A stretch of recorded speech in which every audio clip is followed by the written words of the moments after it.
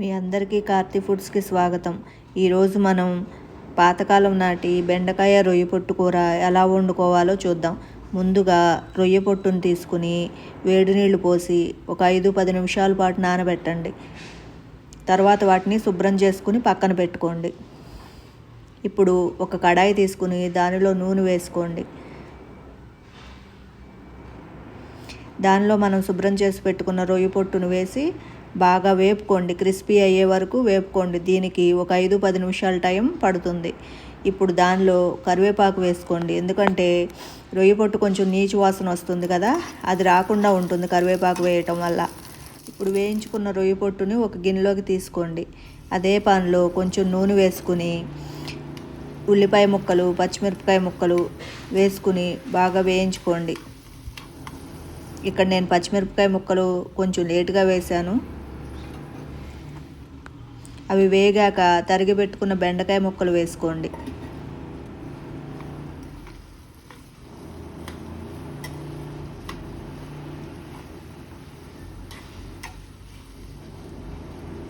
కొంచెం సేపు మగ్గించుకోండి. తర్వాత ఇప్పుడు రుచికి సరిపడా ఉప్పు, పసుపు వేసుకుని బాగా కలిపి కాసేపు మగ్గించుకోండి.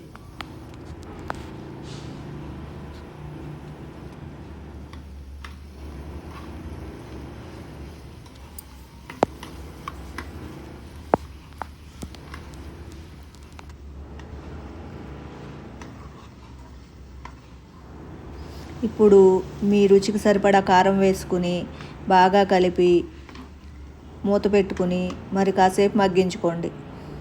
ఇప్పుడు దానిలో మనం ముందు వేయించి పెట్టుకున్నాం కదా రొయ్య పొట్టుని, ఆ రొయ్య పొట్టు వేసుకోండి.